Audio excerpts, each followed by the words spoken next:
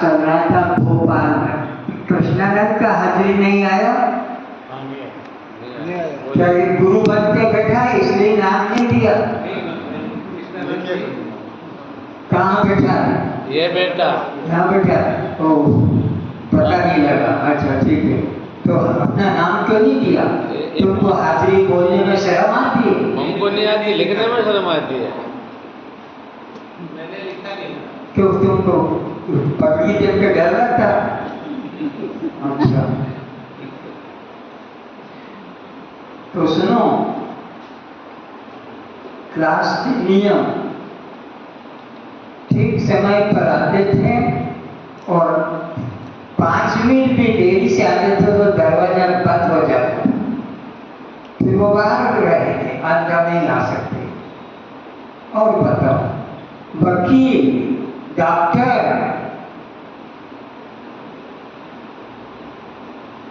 और professor, master सब आते थे, लेकिन नियम से बैठते थे।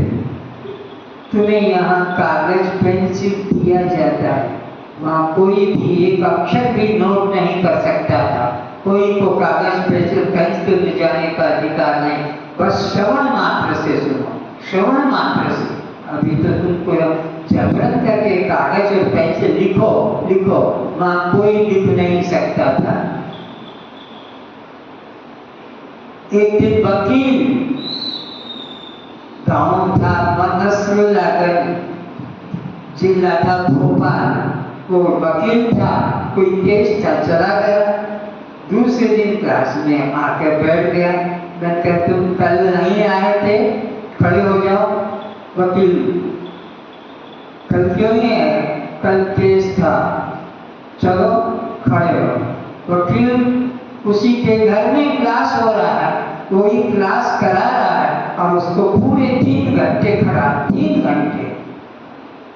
इसका खुद का पिता आया और प्रश्न जैसे रोज चलते हैं, तो प्रश्न पूछा, सत्य किसे कहते हैं? छोटी सी बात। तो सबके नंबर, पिता का भी नंबर था, तो वो बोलते हैं आत्मा, परमात्मा। उनका खड़े हो जाओ। वही प्रश्न माँ से पूछा, इसलिए माँ भी क्लास में बैठी थी और जिसका कभी नाश न हो। माँ ने उत्तर दिया, सत्य किसे कहते हैं? जिसका कभी नाश न हो। पिता से पूछा तो परमात्मा, आत्मा, ब्रह्म। वो नहीं बोल पाएगी ये बात, खड़े का। फिर मैंने पूछा जब माता जी से, उन्होंने उत्तर दिया कि जो सब देश में, सब काल में और सब रूप में रहता है उसे अखंड कहते हैं। 1-2 प्रश्न दूसरे से पूछे, फिर पूछा पिताजी से, सत्य किसे कहते हैं? आत्मा, परमात्मा, ब्रह्म। खड़े हो। फिर माता जी से पूछा, उनको लज्जित करने के लिए, सत्य किसे कहते? उन्होंने कहा अभी तो मैंने बताया था, क्योंकि इनकी समझ में नहीं आता है तो बताओ, फिर बताओ। फिर बोला, फिर बुद्धि कुछ गड़बड़ हो गई तो नहीं बोल पाई। तो मैंने कहा तुमने आज इनको क्या खिलाया था जो ये बोल नहीं पा रहे हैं? बोले जो सब खाते हैं वही खिलाया था। तो ये बता, उन्होंने जूते में से बाहर से निकाल के दिखाया कि ये दिन भर मैंने आज यही याद किया था, जिसका कभी नाश न हो, वह अखंड है, जो सदा रहे वह अखंड है, सब देश में, सब काल में रहे, अखंड है, और जो सबको जानता हो उसको कोई न जाने। ये सब परिभाषा दिन भर मैंने यही रटा था, आपके सामने आते ही पता नहीं मुझे क्या हो गया। जो जूते में रखते हैं, अंदर तो क्लास में ला नहीं सकते हैं कागज, इसलिए जूते में से निकाल के दिखाया कि मेरे जूते में रख के आया हूँ ये कागज सब। तो ये नियम क्लास के हैं। और 3 भाई थे, कालूराम, मांगीलाल, मिश्रीलाल, तीनों, एक मास्टर और 2 अपने किसान भाई थे। सब शिक्षित थे, वो भी इसी तरह किसी भूल में नहीं आए, क्लास से निकाल दिया और छाता लेकर दूसरे के मकान की छत पे से पानी गिर रहा था, जैसे यहाँ गिर रहा छत पर, और नीचे से पानी जा रहा है, सब कपड़े गीले हो रहे हैं। पूरी क्लास में इसी तरह से वो सुनते रहे, अंदर क्लास में नहीं आने दिया। यहाँ पूछा ये कहा, उनके काम था, उनकी लड़की की शादी थी इसलिए नहीं आए, आज उनको खेत में काम था। ये कोई सत्य की प्रेमी थोड़ी, इस संसार के भोगी लोग हैं, ये भोगी लोगों के लिए ब्रह्म विद्या काम नहीं आती, ये योगियों की विद्या है, योगियों की जो संसार से उपराम हो गए।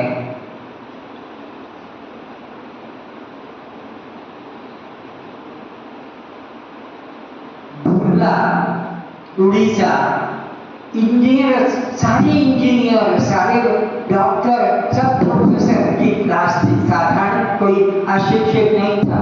और वो क्लास 8 बजे शुरू होती थी, रात के 2 बजे खत्म होती थी। तो उन इंजीनियरों ने क्या प्लान कराया, क्योंकि मैं बीच में 10 मिनट की छुट्टी देता था, क्योंकि इतना लंबा कोर्स है, पेशाब आएगी किसी को, तो उन्होंने अपने प्यून को, चपरासी को कह रखा कि जब स्वामी जी घंटी बजा देंगे और जब तुम आ जाना चाय लेके, तो फिर लोग दूर खड़े होकर चोरी चोरी चाय पीते आते थे। मुझे पता लग गया कि मैंने कहा क्या कर रहे थे, बोले हम चाय पी रहे थे। तो ये सब के लिए क्या व्यवस्था थी तुम्हारी, बोले इनके लिए तो कुछ नहीं, ये तो हमने अपने लिए की, कल से चाय पीना बंद, कोई यहाँ पर क्लास में चाय को ग्रहण नहीं करेगा। गाय के बच्चे को दूध नहीं मिलता, तुम जवानों को चाय चाहिए, बिना चाय के जी नहीं सकते हो, सोचते नहीं दूध पर बच्चे का माँ का अधिकार है कि तुम लोगों का अधिकार है, तुमको चाय पीने का अधिकार किसने दिया? दूध बछड़ी को नहीं मिलता है, वो पूरा पी नहीं पाता है, उसके पीते ही खींच के अलग रस्सी से बांध देते, जबकि दूध दे रही थी गाय, बच्चे के लिए दूध शुरू किया था निकालना, और तुमने अलग करके और अपना चाय बना लिया, दूध पी लिया और दही कर लिया और कुछ कर लिया। वे नहीं होना चाहिए। अब इसके नाम की रिपोर्ट हो गई, पुलिस मेरे पास आई, मैं सत्य घटना बता रहा हूँ, और मुझे अरेस्ट कर ले गए कि तुमने कल इस प्रकार से भगवान के लिए ये कहा था। मैंने कहा कि ठीक है। 3 दिन तक मुझे रखा गया।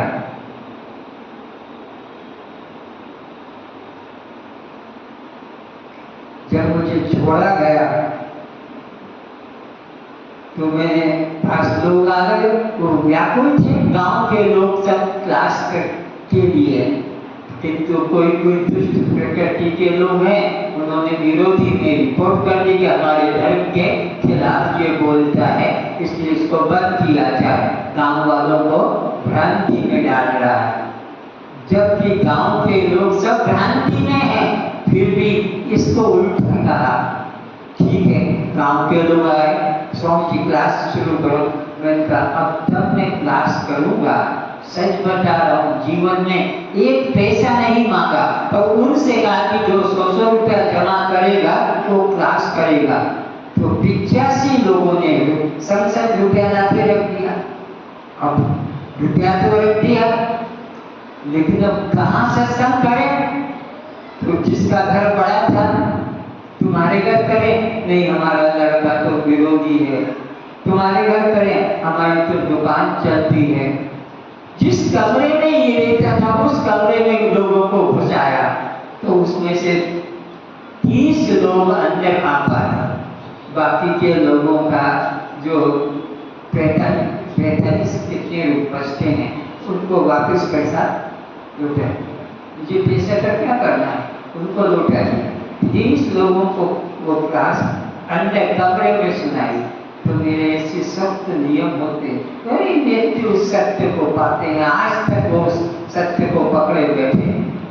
40 साल पहले की बात है।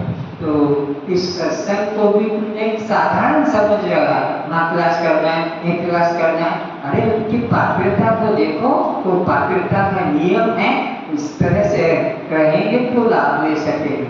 ये सीधी कथा थोड़ी सत्यनारायण की, कि सत्यनारायण की कथा सुनो, भजेली खा लो, प्रसाद लेकर चले जाओ। ये सत्य की कथा है। सत्य कथा का मतलब है आत्मा की कथा, आत्मा की कथा का मतलब अपनी कथा।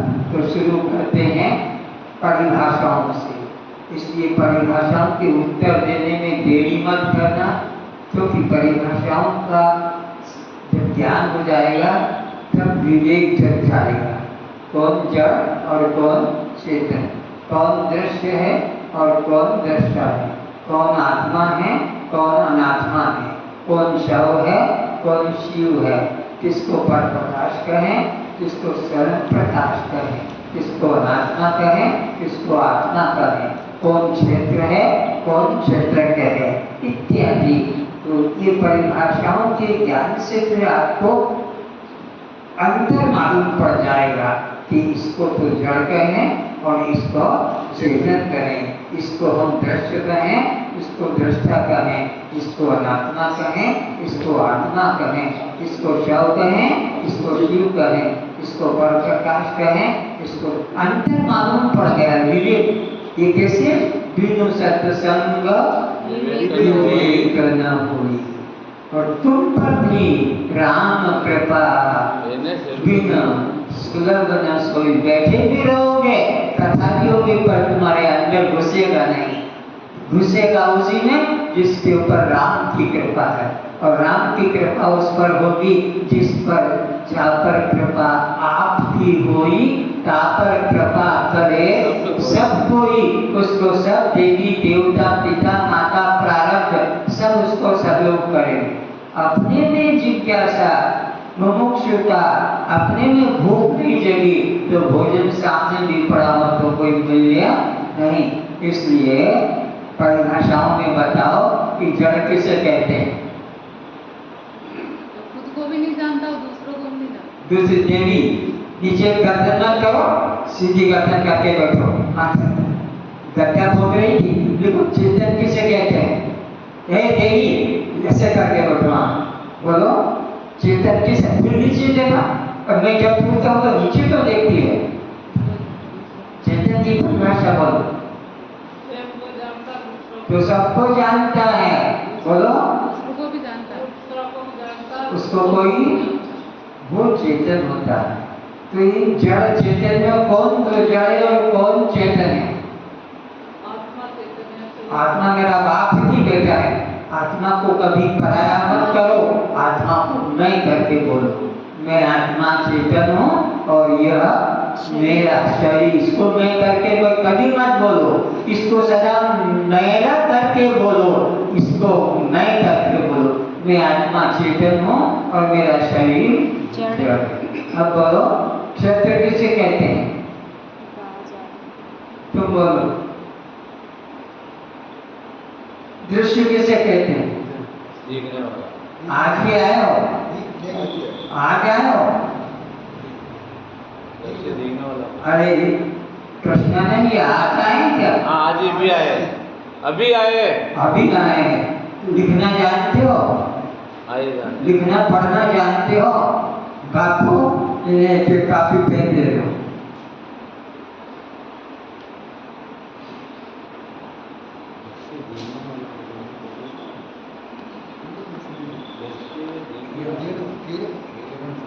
पेन दे दो, लिखो। तुम्हारे लिए परिभाषा लिखा रहा हूं, बाद में किसी सज्जन के पास बैठ के लिख लेना, जो पहले से लिख चुके हैं। कई विद्यार्थी हैं जिन्होंने परिभाषा लिख ली है। किन लोगों ने परिभाषा नहीं लिखी है? फिर से हाथ उठाते। नहीं लिखा है। 1 2 3 4। जिनको कापी चाहिए, पेन चाहिए, मांग लो, देंगे। सबके पास है तो सब, कोई जरूरत नहीं है।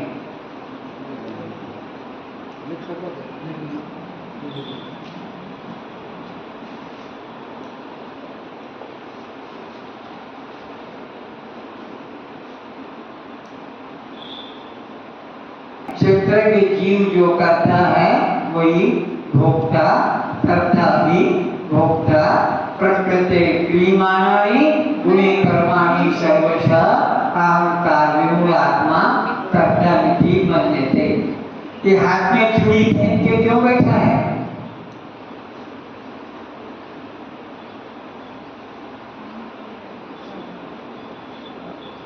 हाथ में छुरी पहन के क्यों बैठा है भाई? नहीं पहने, नहीं पहने, नहीं पहने वा पेन है, पेन पेन हो तो पेन है, मैं समझा छुरी पहन के बैठा हाँ, है। हाँ, पेन। छुरी कड़ा पहन के इस क्लास में कोई मत बैठना। ये पशुओं के लक्षण इस क्लास में मत लेकर आना।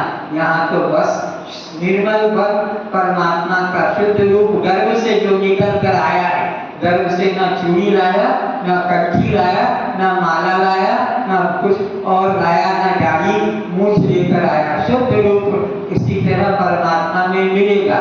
इसीलिए जब दुनिया से जाता है तो जला दिया जाता है। जलाने से ना पास उसके कट्ठी है, ना माला है, ना कुछ फीता है, ना कोई प्रकार का डोरा दस्ती होता है।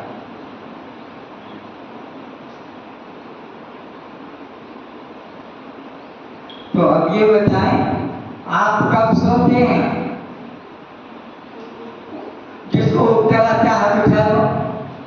जिसको उत्तर मालूम है हाथ उठाओ। आप कब सोते हैं? कितने बजे सोते हैं? जिसको उत्तर आता है वो बोले, सब नहीं बोले। कभी आप नहीं बोलो सोया। महात्मा जी। मैं कभी नहीं सोता। अज्ञान अवस्था में सब सो रहे हैं। मोनिशा सब सोवनहारा। एक भी जगह हुआ नहीं एक भी जगह नहीं है।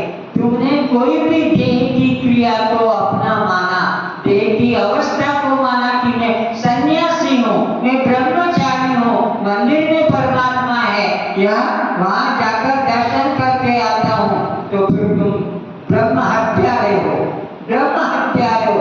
मोनिशा सब सोवनहारा। लेकिन कोई कहता है जगह हूँ, तो कौन जगह है? जिसने देह प्रपंच का दियो यही जग जागई जामिनी जोगी परमारथी प्रपंच वियोगी। जिसने इन पांचों का त्याग कर दिया है, प्रपंच का, शब्द, स्पर्श, रूप, रस, गंध, आकाश, वायु, तेज, जल और पृथ्वी, ये प्रपंच है, इनसे मन हटा लिया है और अपने शुद्ध दृष्टा साक्षी आत्मभाव में स्थित हो गया, वो जगा हुआ है।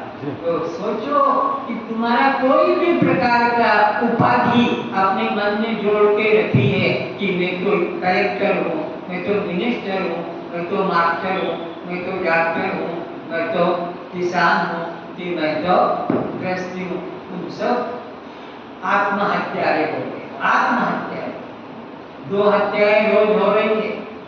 हम तुम सबसे प्रतिदिन कितनी हत्या होती है? कौन कौन सी 2 हत्या? एक तो देह को मैं मानना, आत्महत्या, और परमात्मा को मंदिर में, तीर्थ में, स्वर्ग में, वैकुंठ में मानना। ये कौन सी हत्या है? ब्रह्म हत्या।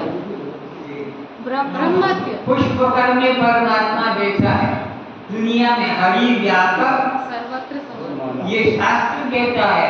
एक मेवा अद्वितीयम ब्रह्म नेह नानास्ति किंचन। एक ब्रह्म के अतिरिवा दूसरा कोई भी नहीं है, ये शास्त्र कहता है। फिर भी लोगों ने माना कि वो अयोध्या में रहता है, वो हरिद्वार में रहता है, तो वह और कहीं जाकर होता है, वो हिमालय में है।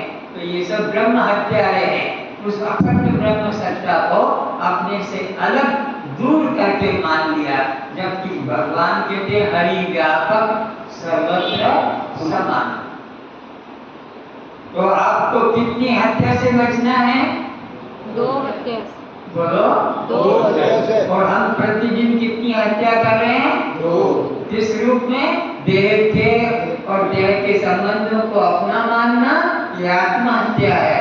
और परमात्मा को मंदिर में, तीर्थ में, स्वर्ग में या पुष्कर में या हरिद्वार में या बद्रीनाथ, केदारनाथ, रामेश्वर, जगन्नाथ में ये ब्रह्म हत्या है। सब ब्रह्म हत्या है। ये कावड़िया लोग हजार हजार लाख लाख कावड़िया गणतंत्र पर एक छोटी सी मूर्ति लटका कर, जैसे कोई किसान आदमी करने पर कुछ अपना बोझा रखकर खेत पे जाता है पशुओं को लेकर या अपने लिए, ऐसे कावड़िया जा रहे हैं। कहाँ जा रहे हैं? भगवान के दर्शन करने। और कंधे पे किसको लटकाया है? भगवान को। भगवान को लटकाया ये किसके सहारे चल रहा है? फिर भगवान कंधे पे लटका दिया और इनका भगवान हरिद्वार में बैठा है, तो हरिद्वार तक ये किसके सहारे जाएंगे? विचार लगाओ। बाबू जरा ट्रेन चला दो।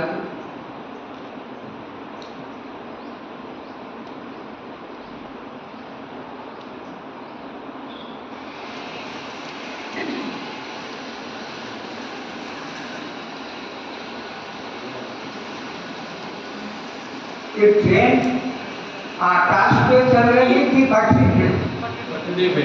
ट्रेन किस पे चल रही है? पटरी पर।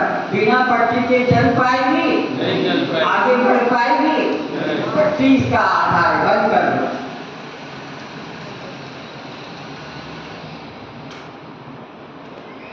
धन्यवाद।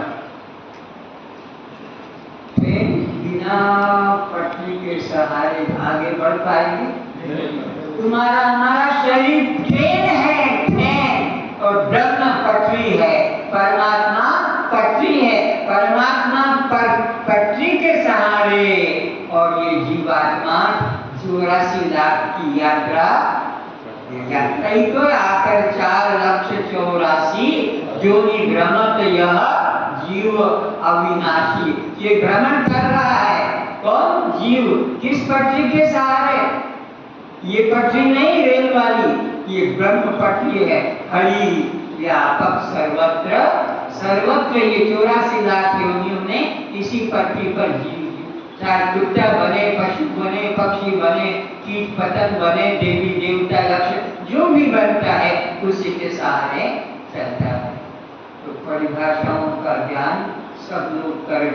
रोज घर में जाकर इसको पढ़े, कापियों को यही लिख लिया, यही बंद कर दिया, कल आए फिर बोले नहीं, घर पे जाकर देखो आज क्या क्या लिखाया है, आज क्या क्या बताया है, आज क्या क्या समझाया है, फिर कल दूसरे दिन उसका उत्तर तुम दे सकोगे। तो परमात्मा को अखंड कहा है। हमारे शास्त्रों में परमात्मा को क्या कहा है? बोलो। अखंड किसको कहते हैं? नोट करो। वह सत्ता, लिखो, वह सत्ता जो सब देशों में, वह सत्ता जो सब देशों में, वह सत्ता जो सब कालों में, वह सत्ता सब कालों में, और वह सत्ता जो सब रूपों में, सब देश में, सब कालों में और सब रूप में रहे, उस सत्ता को अखंड सत्ता कहते हैं।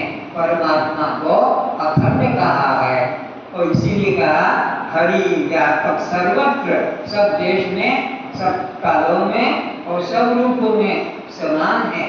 देश काल दिशि विदेशों माही, रामायण में कहा है देश काल विदेशों माही, कहाँ कहाँ जहाँ प्रभु नहीं। वो देश तो बताओ, वो काल तो बताओ, वो रूप तो बताओ जहाँ पर कि प्रभु वो सब जगह विद्यमान है। और आज अभी यहाँ हम उस अखंड परमात्मा का अभी अनुभव करेंगे, अभी अनुभव करेंगे। सब लोग ध्यान से समझेंगे। तो परमात्मा एक देश में कि सब देश में? जोर से। सब देश में है। तो तुम जिस देश में बैठे हो उस देश में परमात्मा है कि नहीं? है। बोलो है। कि परमात्मा के लिए स्वर्ग बैकुंठ जाना पड़ेगा? नहीं। हरि व्यापक सर्वत्र समाना। अब विचारना, जो तुम्हारे देश में है तो फिर एक देश में कि सब देश में है? तो किसी देश में ढूंढने जाने की जरूरत नहीं। सब देश में, तो तुम्हारे देश में भी परमात्मा बोलो है कि नहीं? है। तो है। तो फिर तुम्हारे जो देश में वो एक प्रांत में है कि सब प्रांत में होगा? सब में। हाँ सन्यासी जी उत्तर दो, वो एक प्रांत में होगा कि सब प्रांत में होगा? सब प्रांत में होगा, तभी अखंड कहलाएगा। और अगर वो सब प्रांत में नहीं तो उसे अखंड नहीं कह सकेंगे। तो तुम्हारे प्रांत में है तो वो एक जिला में होगा कि सब जिला में होगा? बोलो सब जिला में है तो वो अखंड कहलाएगा। सब जिला में नहीं तो उसको अखंड नहीं कह सकेंगे। तो जो हमारे जिला में है वो जिला के एक गांव में होगा कि गांव के जिला के सब गांव में? सब गांव में जिला के जाएंगे। सब गांव में होगा। अगर जिला के सब गांव में नहीं तो फिर वो अखंड नहीं कहला सकेगा। अखंड तो तभी कहलाएगा जो सब देश में हो, सब प्रांत में हो, सब जिला में हो। बीच बीच में पंथ मझिला और पंथ ऊपर चल रहे हैं। इसी तरह सब गांव में है। अगर सब गांव में है तो गांव के एक घर में है कि सब घर में है? सब घर में। सब घर में है तो वो अखंड है। अगर एक मंदिर में है, एक मस्जिद में है या चंद गुरुद्वारे में है और तुम्हारे घर में नहीं है तो फिर वो परमात्मा अखंड तो तभी होगा जो घर घर में होगा। तो घर घर में है तो एक घर के एक में है कि सब घर के सब में है? सब में। सब घर के सब में है। एक घर के एक में राम, हिंदू के मंदिर में राम है, कृष्ण है या शंकर है, मुसलमानों में खुदा या ईसाइयों में मसीहा, सरदारों का गुरुद्वारा है। नहीं, सब घर के सब में है। हरि व्यापक सर्वत्र समाना। तब वो अखंड कहलाएगा। वो नहीं कि कहीं पर है और कहीं पर नहीं है, कहीं पर कम है और कहीं ज्यादा नहीं। इस तरह परमात्मा सर्वव्यापक है और समान है। जिस की ठीक है।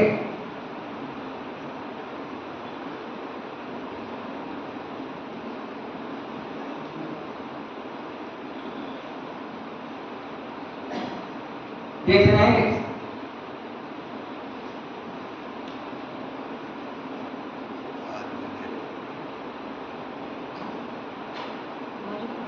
जो सत्ता इसमें है वही सत्ता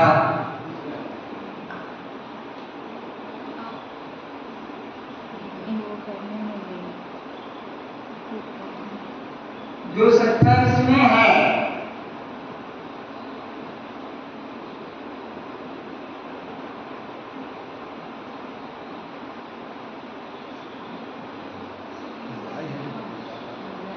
जो सत्ता इसमें है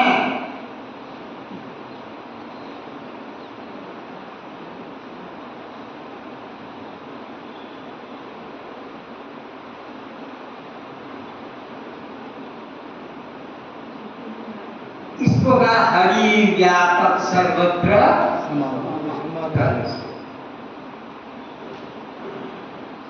इसको पीछे आओ।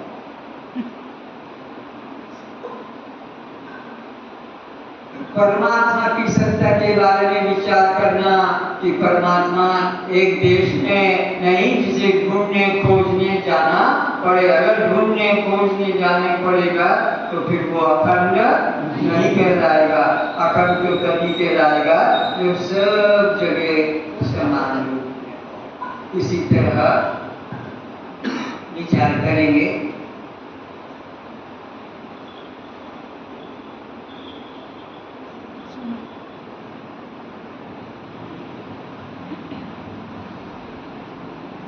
दूध सर्व पदार्थों में, सब अन्नों में दूध है। सब पत्तों में दूध है, सब फलों में दूध है, सब घासों में दूध है, सब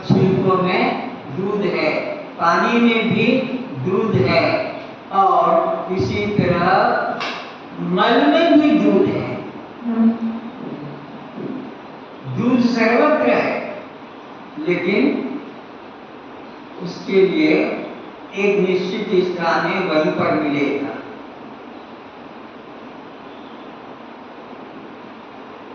हर पुष्प में शहद है, लेकिन प्राप्त करना है तो पुष्प में से नहीं मिलेगा, मधुमक्खी के छत्ते में से मिलेगा। क्या तो पुष्प में शहद है कि नहीं? नहीं, पुष्प में नहीं शहद होता तो छत्ते में मधुमक्खी कहाँ से लाकर? तो प्राप्ति का स्थान हरि व्यापक सर्वत्र समाना। अभी दिखाया ना कि वो सब जगह समान है, पर प्राप्ति करना है तो उसके लिए एक स्थान चाहिए। जैसे कि यहाँ पर भी दिखाया है, हर जगह शहद है, हर पुष्प में शहद है, लेकिन प्राप्ति करना है तो छत्ते से मिलेगा और फिर उसको आपको बाजार से खरीद कर मिलेगा। तो प्राप्ति का स्थान एक होगा, है व्यापक परमात्मा। इसी प्रकार से हर अन्न में दूध है, लेकिन दूध मिलेगा आपको चावल में से नहीं, आपको चने में से नहीं, आपको गेहूं में से नहीं। दूध गेहूं में भी है, चावल में भी है, चने में भी है, मूंग में भी है, मक्का में भी है, उड़द में भी है, कीड़े में भी है और सब प्रकार के फलों में भी है। लेकिन तुम फल में से दूध नहीं निकाल पाओगे, तुम अन्न में से दूध नहीं निकाल पाओगे। गाय घास में से निकाल पाएगी, बकरी पत्ते में से निकाल पाएगी। तुमको चाहिए तो तुमको दूध देने वाली पशु से लेना, चाहे वो बकरी हो कि चाहे वो भैंस हो कि गाय हो कि ऊँटनी हो, उसी से तुमको दूध मिलेगा। तो है सब जगह, पर प्राप्ति की जगह परमात्मा हरि व्यापक सर्वत्र समाना। लेकिन प्राणा है परमात्मा को तो तुम इधर उधर भटक के चूड़े सही में भटको, कहीं नहीं मिलेगा। उसको पाना है तो वो परमात्मा तुम्हारे हृदय मंदिर में मिलेगा। आत्म अनुभव सुख सुप्रकाशा तव भाव भेद नाशा। तो अन्न सब जगह पर दिख रहे हैं कि अलग अलग सब अन्न है, मूंग है, चना है, दूध है, सबके अन्न अलग अलग है, लेकिन इनमें से दूध नहीं मिलेगा। दूध अगर हमको चाहिए तो दूध देने वाले पशु से ही मिलेगा। 98 इसको पत्ते में भी दूध है, घास में भी दूध है, छिलके में भी दूध है, सब में दूध है, पर पाना होगा तो एक दूध देने वाले पशु से ही मिलेगा। मल में भी दूध है, ताजा ताजा है, बासी नहीं है। तो मल में भी दूध है। कौन? सुअरनी, कुत्ता उसमें से निकाल कर और अपने बच्चों को दूध पिलाती है। तुम नहीं निकाल पाओगे, तुम में से ही बना है, और तुम नहीं इसमें से दूध ढूंढ पाओगे।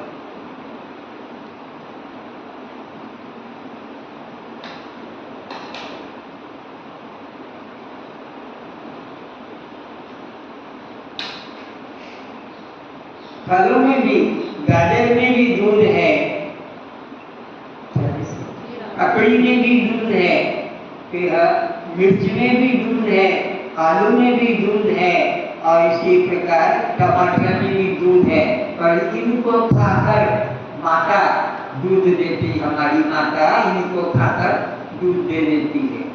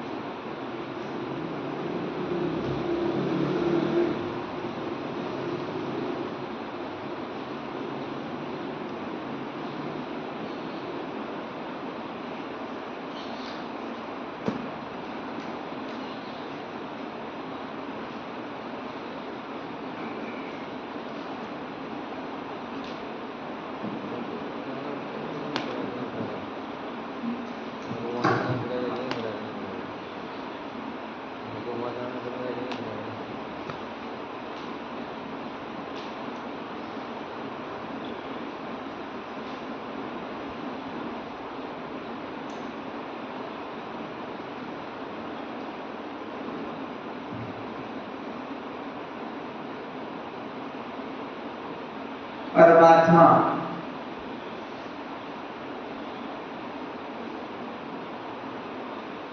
एक देश में कि सब देश में?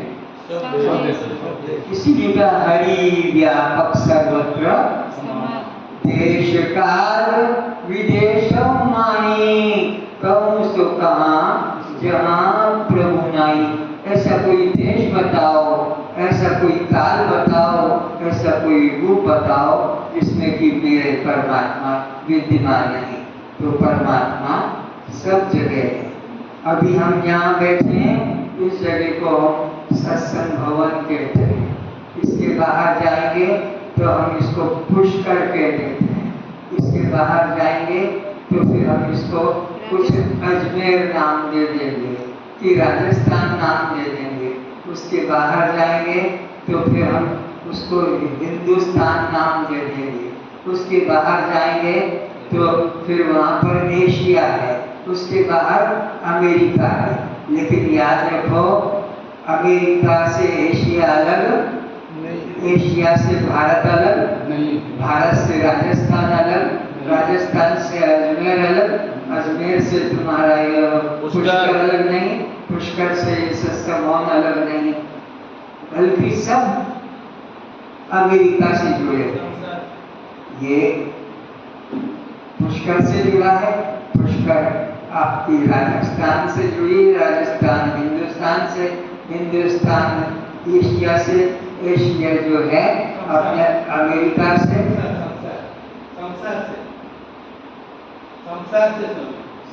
संसार एशिया जो है वह अमेरिका से, और अमेरिका संसार से जुड़ा है।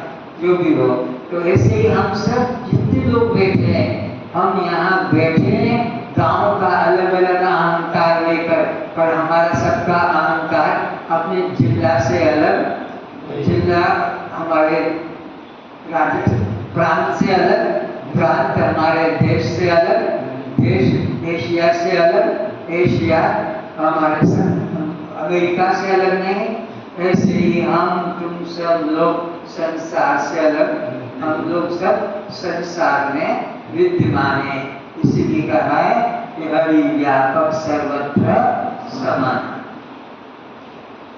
अब विचार करेंगे, हम एक काल में हैं कि सब काल में है? सब कालों में। सब काल में है। तो हमारे यहाँ 4 काल प्रसिद्ध है।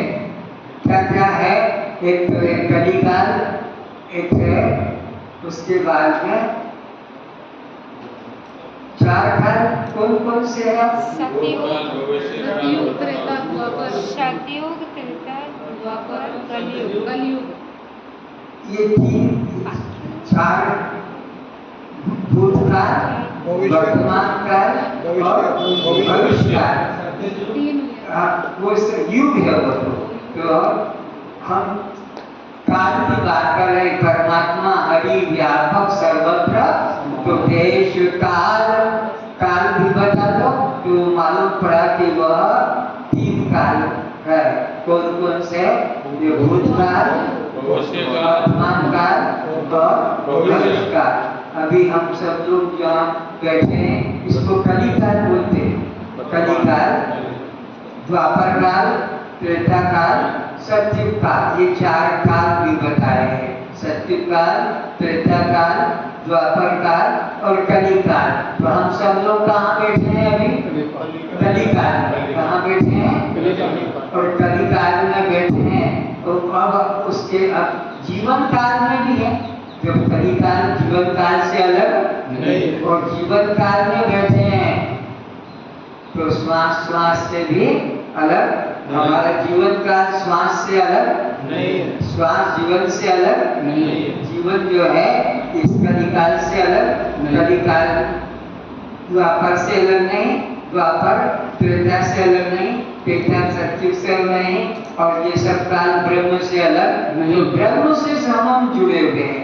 ब्रह्म से सतयुग जुड़ा है, ब्रह्म से ही त्रेता जुड़ा है, ब्रह्म से ही अपना द्वापर जुड़ा है, और ब्रह्म से ही कलयुग जुड़ा है, और कलयुग से हमारा शरीर जुड़ा है, और शरीर से हमारा प्राण जुड़ा है, और प्राण फिर अंदर विचार करो, प्राण तुमसे अलग है, नहीं तुम ब्रह्म से अलग, नहीं। सब ये सब ब्रह्म से जुड़े हुए हैं, सब काल में ब्रह्म है, तो तुम्हारे जीवन काल में भी ब्रह्म है। तो जीवन काल में ब्रह्म है तो श्वास श्वास में भी, तो श्वास श्वास में जाता है, तीन लोक का मोल कहना था तो कह दिया, क्या बजाऊं ढोल, तो तुम्हारे जीवन काल के अंदर भी है। तो श्वास अंदर गया और श्वास बाहर गया। अब जो श्वास जीवन काल में जुड़ा है और देखा कि घबराहट हो रही है, हवा नहीं आ रही है, तो हम लोग ये पंखा चालू कर रखा है। पर आज से 300 साल पहले गांव में बिजली नहीं तो फिर क्या होता था, बड़े लोग धनी लोग अपने घर के छत पर 2 कड़े लगवाते थे, एक बांस बांध देते थे, एक मोटा दरी चादर उस पे सिलाई कर देते थे और एक रस्सी बांध कर नीचे लाते थे और एक घर में कोई उसको हिलाते तो क्या होता था उससे, हवा आती, घर के लोगों को हवा हवा मिलने लग जाती थी। ये पंखा उस समय में चल रहा था और जब देखा कि घर के लोग काम धंधे से आ जाते हैं, खाना पीना खाकर सो जाते हैं, तो नौकर रख देते हैं कि तुमको पैसा देंगे रात को इसको चलाना, तो खिड़की के बाहर रस्सी लटका देते थे, घर के लोग दरवाजा बंद करके फर्राटे लिखे सोते थे और वो खींचता था और रात भर आराम से सोते थे। अगर वो व्यक्ति उठ कर कहीं चला गया पेशाब करने, मल त्याग करने, तो वो उतनी देर बिजली बंद हो जाती थी और हवा, तो मम्मी मम्मी आए गर्मी, आए गर्मी, सब लोग जग जाते थे। उसको देखा कि कहाँ गया था पेशाब करने, चलो खड़े खड़े चलाओ, खड़े खड़े मजदूर आदमी है, वो रस्सी खींचता था, आराम से सोते थे। अब विचार करो कि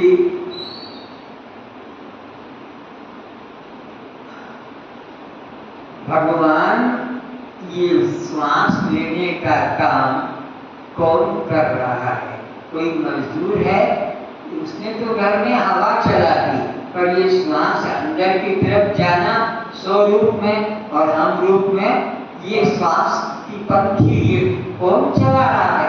इसका चलाने वाला कौन है? वो सर्वंतर्यामी परमात्मा।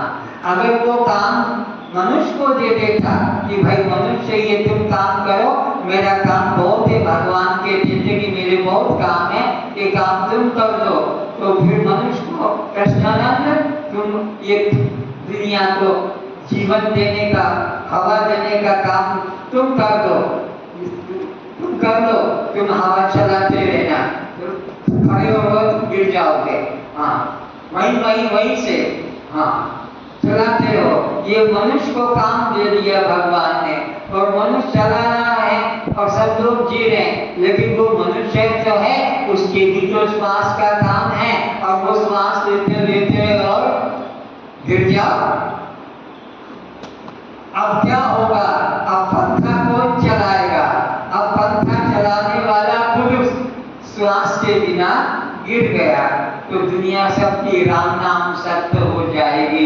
एक कृष्णानंद भगवान से ठेका ले लिया कि मैं दुनिया वालों को हवा दूंगा, प्राण दूंगा, लेकिन उस कृष्णानंद को भी तो हवा चाहिए, अब उसको कौन चलाएगा?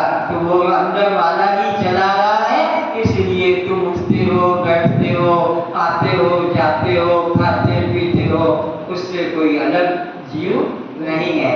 तो तुम निश्चय करो कि वो परमात्मा ही ऐसी है शक्ति जो हमको अंदर बाहर श्वास का काम को खुद कर रहा है।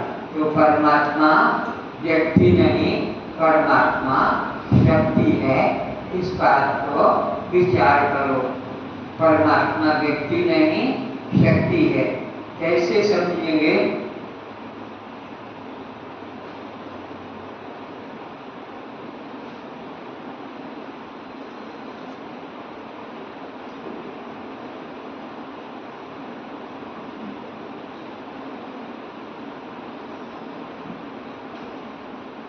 अगर इनका एक हाथ टूट जाए फिर इनकी पूजा बंद हो जाएगी, मंदिर से आसन से अलग कर दिया जाएगा। एक हाथ टूट जाए तो फिर पूजा नहीं होगी।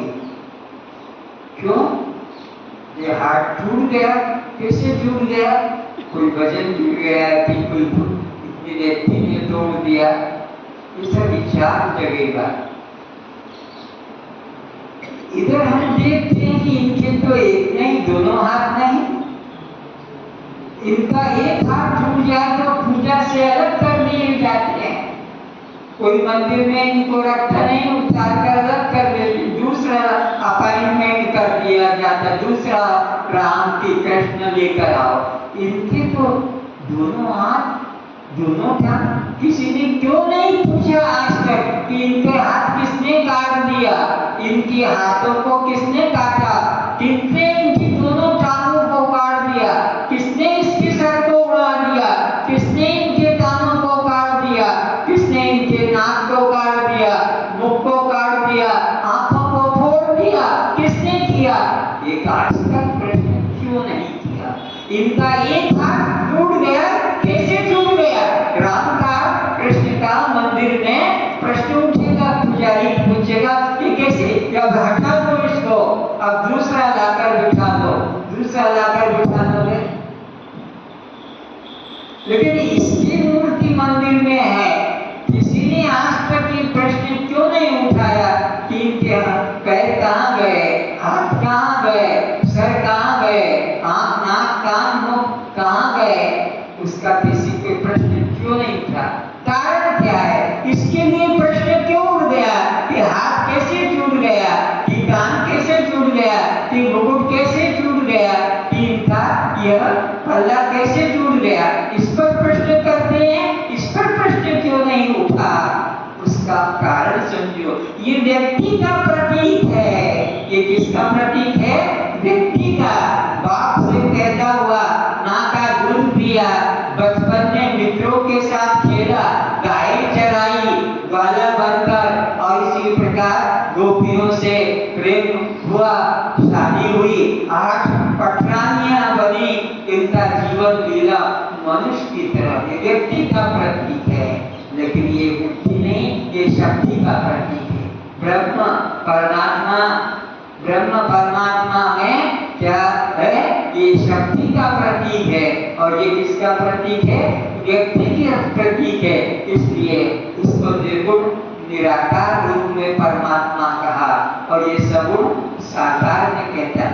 यही सगुण साकार भगवान रूप में उतर कर आता है। तब यदा यदा धर्मस्य ग्लानिर्भवति भवति भारत अभ्युत्थानम् अधर्मस्य तदात्मानं सृजाम्यहं परित्राणाय साधूनां विनाशाय च दुष्कृतां धर्म संस्थापनार्थाय संभवामि युगे युगे। जब जब पाप बढ़ जाता है, धर्म छूट जाता है, साधु पुरुषों को सताया जाता है, तब इनकी पुकार सुनकर त्राहिमाम, हे प्रभु बचाओ बचाओ, रक्षा करो रक्षा करो, रक्षा हमारी रक्षा करो, इस तरह तब वो निर्गुण निराकार ये जगन्नाथ जिसका नाम दिया है, इसका नाम जगन्नाथ दिया है। ये द्वारिका नाथ है, कोई अयोध्या के नाथ है, तो कोई बद्री के नाथ है, तो कहाँ के नाथ है? ये यहाँ पे तो पुष्पकर के नाथ है, लेकिन इसका नाम कोई जगह का नहीं रखा, जगन्नाथ रखा। जगन्नाथ का मतलब है जगत का जो मालिक है, जगत का जो रक्षक है।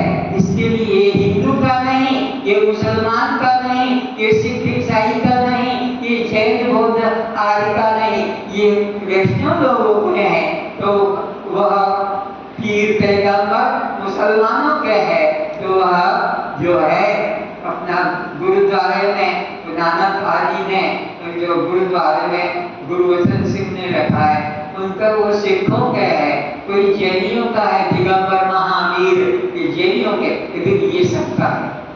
कोई माने कि न माने, पर ये जगन्नाथ है सारे जगत का मालिक होने से, इसलिए जब जब धर्म छूटता है बढ़ता है तो यही सगुण साता रूप में आता है और फिर क्या करता है? पापियों का बोलो गीता के 4 अध्याय के 7-8 श्लोक में यही कहा, यदा यदा हि धर्मस्य ग्लानिर्भवति भारत अभ्युत्थानम् अधर्मस्य तदात्मानं सृजाम्यहं परित्राणाय साधूनां विनाशाय च दुष्कृतां दुष्ट लोगों के पापियों का नाश करता है, साधु पुरुषों का उद्धार कर देता है। युग युग में आकर यही काम करता है। जब जब पाप बढ़ता है, धर्म छूटता है, लोगों की रक्षा करने के लिए, पापियों का नाश करने के लिए वो आता है। अब कुछ समझना है, परमात्मा हत्यारा नहीं है तो फिर नाश करता है। परमात्मा हत्यारा नहीं, नाश कैसे करता है? पापियों का नाश नहीं, पाप वृत्ति का नाश, चोरों का नहीं, चोर वृत्ति का नाश, दुराचारियों का नहीं, दुराचार वृत्ति का नाश, कामियों का नहीं, काम वृत्ति का नाश, चोरों का नहीं, चोर वृत्ति का नाश करता है। और हम क्या समझे पापियों का नाश कर देता? तो सब तो पापी हैं, महापापी हैं। जो देह को में मानते हैं वो महापापी है, देह को में मानते हैं वो महापापी है। तो परमात्मा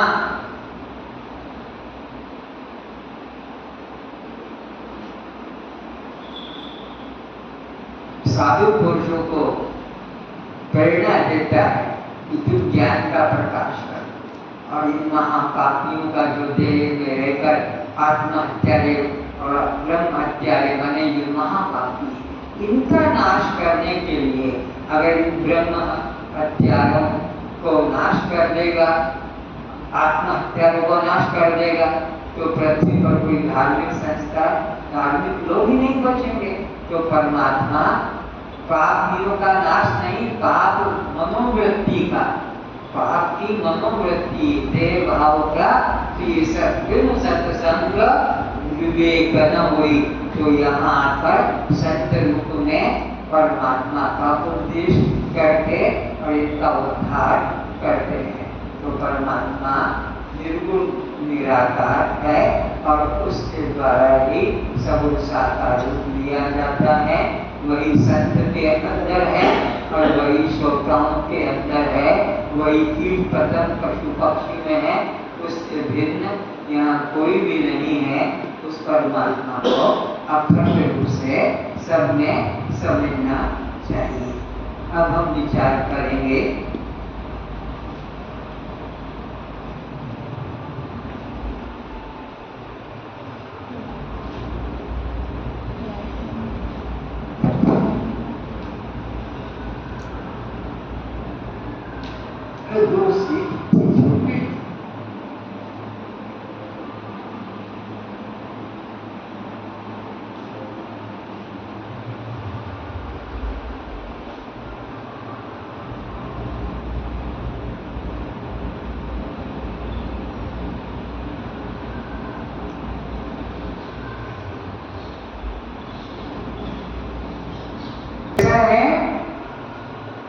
सगुण साकार रूप परमात्मा का नहीं है, ये भगवान का अवतार है, ये है निर्गुण निराकार का। रामायण ने इसको कहा है, ये तो वेद में बता दिया है। अपामि पादो जौनो ग्रहीता पश्यत चक्षु सश्रोत कर्णा सवेत्ति विद्यं न च तस्यास्ति विद्या तमाहुर अग्रम पुरुषम महान्तम। रावण के बिनु पद चलई, पैर नहीं है, बिनु पद चलई, सुनई बिनु कान नहीं है, फिर भी सुनता है। बिनु पद चलई, सुनई बिनु कान, और कर नहीं कर्म करई विधि नाना। हाथ नहीं है पर सभी कर्म करता है।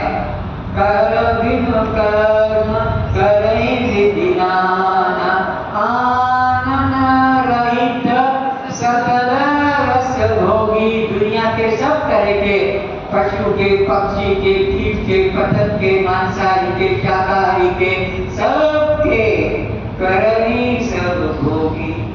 आनन रहित सकल रस भोगी, और बिना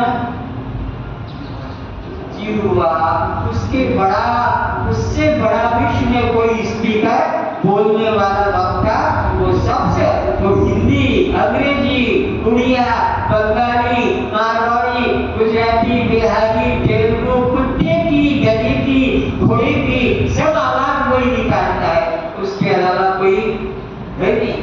तो आनन रहित सकल रस भोगी, और बिन जीवा वक्ता परयोगी। तन बिनु परस, उसके हाथ नहीं है, शरीर नहीं है, निराकार है। उसका रामकृष्ण की तरफ शरीर नहीं है, निराकार है। तो तन बिनु, फिर भी सबको स्पर्श किया हुआ, सबको पकड़े हुए, उससे अगर वो छोड़ देगा तो दुनिया से चला जाएगा, राम नाम सत्य हो जाएगी। वो पकड़े हुए, कभी तक खा रहे हो, पी रहे हो, बोल रहे हो, सुन रहे हो, सूंघ रहे हो, सब काम हो रहे उसी की शक्ति से। तो करना बिनु परस, आँख नहीं है, लेकिन बिना आँख के सबकी आंखों में बैठकर, सबकी आंखों में बैठकर वही सुन रहा है, सबके कानों में बैठ के वही सुन रहा है, आंखों में बैठकर देख रहा है, नासिका में बैठकर वही सबको सुन रहा है, जिह्वा में बैठकर वही बोल रहा है, खा रहा है, सबके हाथों में होकर वही सब क्रिया करता है, सबके पैरों में रहकर गति करता है। तो इस प्रकार से वो परमात्मा का अलौकिक।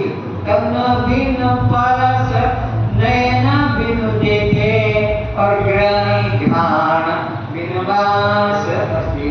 यही सब भांति, इस तरह से सब प्रकार के यही सब भांति परमात्मा की क्रिया करता है। यही सब भांति करऊं जो सोई, जो चाहे, जो वो चाहता है वह सब उसके द्वारा यही सब बात करऊं। सब परमात्मा का स्वरूप निर्गुण निराकार।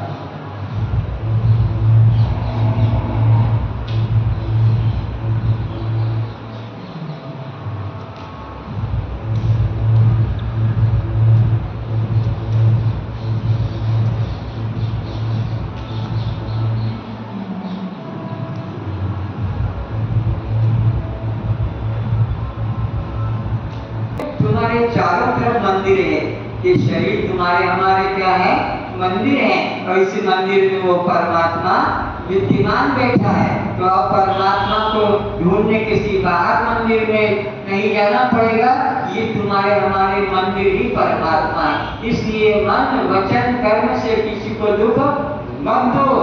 तुम्हारे मन वचन कर्म से किसी प्राणी को दुख नहीं मिलना चाहिए। कि गाय को बछड़े से दूर कर देते हैं, मेरे प्राण व्याकुल हो जाते हैं, मैं कई घंटे अपना समय लगाता हूँ कि कब मौका मिलेगा, कब बछड़ा गाय के पास आएगा।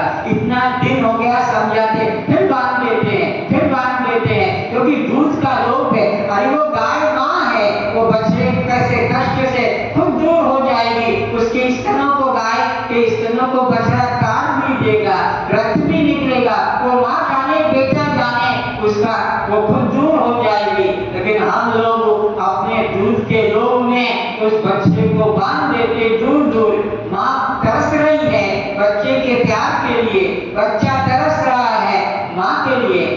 कि मन वचन कर्म से किसी को भी, मनुष्य हो, पशु हो, पक्षी हो, किसी को भी दुख मत दो, किसी को भी मत सताओ।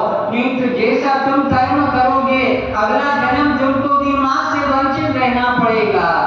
मालूम है आपको, कुंती का बेटा माँ से वंचित रह गया था। वो कर्ण दासी पुत्र बनकर पाला गया था, दासी ने दूध पिलाया। उनका कर्म का फल है कि वो माँ का गर्भ से निकला, लेकिन माँ का दूध नहीं पी पाया, उसको दासी के पास भेज दिया गया कि दासी दूध पिलाएगी। बड़े बड़े राजा महाराजा, बड़े बड़े सेठ साहूकार अपनी पत्नी का सौंदर्य स्तनों का बचाने के लिए अपना नौकरानी को काम दे देते हैं, जो बच्चे वाली माता। हमारे बच्चे को भी तुम दूध पिलाना, तुमको हम 1000-2000 रुपया महीना खर्चा दे देंगे।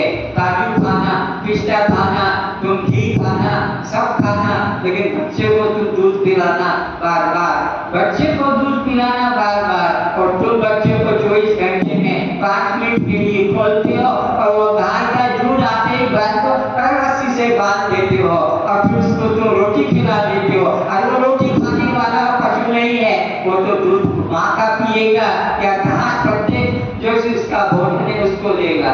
तो आज से तुम मन वचन कर्म से किसी भी जीव को बांधना नहीं, किसी भी जीव को दुख मत देना। अगर तुम जो जैसे कर रहे सारा तुमने बांधा है, अगला जन्म तुम्हें भी बांधना पड़ेगा, तुम्हें मुक्ति नहीं मिलेगी। किसका? गाय का श्राप, गाय का श्राप, बच्चे का श्राप तुमको लगेगा कि तुम मुझे बांध रहे हो, अगले जन्म में जाओ तुम्हें भी इसी तरह बनना पड़ेगा। इसी तरह इसके घर में गाय थी, बच्चा था। मैं ईमानदारी की बात बताता हूँ, माता जी हमेशा किसी देवी की तरह घूंघट करती थी, तो वो रोटी बनाकर मुझे देती थी, वो बच्चे को भी इधर से खिला देता था। मेरा ममता उसमें थी। तो माता जी कहती, भैया आजकल तुमको ज्यादा भूख लगती, मैं क्या करूँ, जो देती हो खा लेता हूँ। शादी हो रही थी बहन की, बाराती आए थे, लड्डू बने थे, बूंदी बनी थी। मैं दरवाजा खोल के उस कमरे में घुसा देता था, वो खाट के ऊपर, क्योंकि गांव में बहुत लोग होते, सबको बुलाकर शादी में खिलाना पड़ता था। तो उसने खाट पे लड्डू रखे हैं और खाट पे बूंदी पड़ी, उस कमरे में उस बच्चे को घुसा देता था। वो मस्त होकर पेट भर के खाता था और निकाल कर बाहर आ जाता था। ममता बता रहा हूँ, प्यार थी। तो इस तरह में देखता रहता हूँ कब उसको मौका मिलेगा, कब गाय का दूध पिएगा, कब गाय उसके पास जाकर चाटेगी, चूमेगी। तो जो जस कर रही सो तस फल चाहना, कभी भी निर्दोष प्राणी को मत दुख देना और अपने चारों तरफ परमात्मा को देखना। अपने चारों तरफ कोई गरीब नहीं, कोई अमीर नहीं, कोई ब्राह्मण, कोई क्षत्रिय, परमात्मा सब में एक है। सूर्य के लिए सब एक है, वो कोई जाति भेद नहीं देखता सूर्य, ऐसे ही परमात्मा सबके लिए, जगन्नाथ सारे विश्व के लिए एक है। उसी तरह परमात्मा मेरे चारों ओर भटक रहे हैं, चारों ओर घूम रहे हैं। मधुर वचन बोलो, कटु वचन मत बोलो, किसी की चोरी मत करो, किसी के संग में धोखा मत करो, किसी के साथ मिलावट मत करो, किसी के संग बेईमानी मत करो, ठगी मत करो। ये सब परमात्मा तुम्हारे कर्म तुमको अगले जन्म में फिर भोगने को मिलेगा। इसीलिए जो जैसे करे सो तैसे फल चाहता।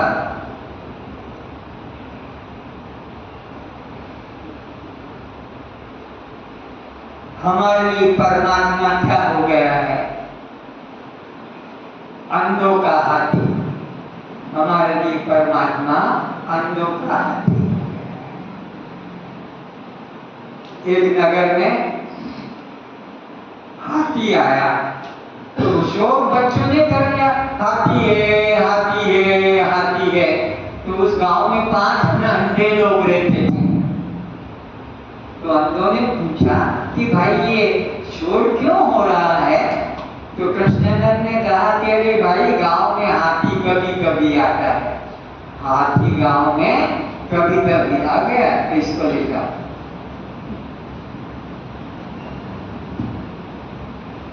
तो हाथी कभी कभी आता है तो लोग देख रहे तो उन अंधों ने कृष्णानंद को कहा कि भाई हमको भी दिखा दो। कृष्णानंद दयालु आदमी, संत प्रकृति के आदमी, पांचों अंधों का हाथ पकड़ लिया और आओ चलो मैं तुमको दिखाता हूँ हाथी।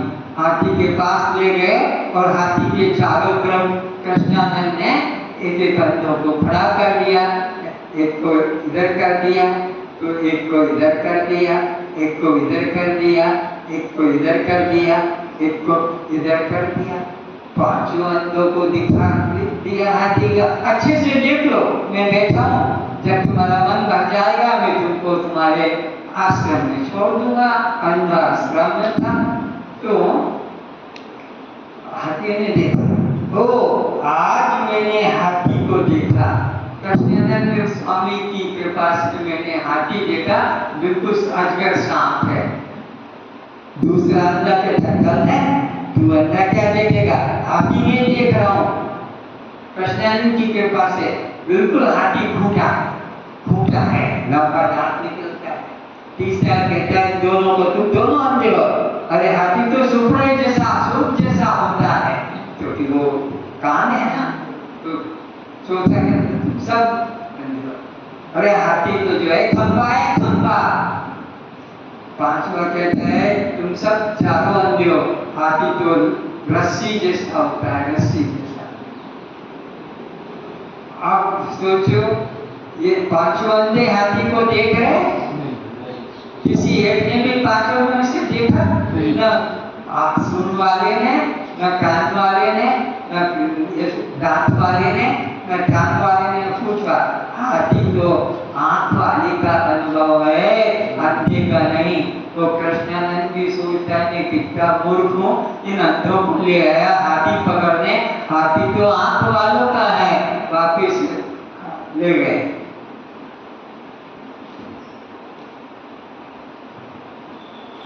तो परमात्मा भी इसी प्रकार याद रखना। विमूढ़ा नानुपश्यन्ति पश्यन्ति ज्ञान चक्षु। गीता के 15 अध्याय के 10वें श्लोक में भगवान ने घोषणा दी है, विमूढ़ा नानुपश्यन्ति। अरे ये मूढ़ लोग न जड़ को जाने, न चेतन को, न दृश्य को पहचाने, न दृष्टा को, न आत्मा को पहचाने, न अनात्मा को, न यह शव को जाने, न शिव को। जब ये आ रहा था तो पूछा कृष्ण ने मुझसे, हे कहाँ जा रहा है? मैंने कहा कि मैं उड़ीसा जा रहा हूँ। उड़ीसा में तू कहाँ जाएगा? तो मैं पुष्कर जाऊंगा। क्या करेगा वहाँ? क्यों जा रहा? मैंने कहा ब्रह्म ज्ञान। अरे मामा क्या, वो मूढ़ों का काम है, वहाँ कोई नहीं तेरे ज्ञान को सुनेगा। क्या कहा भगवान? वो वास्तव में मूढ़ लोग रहते हैं।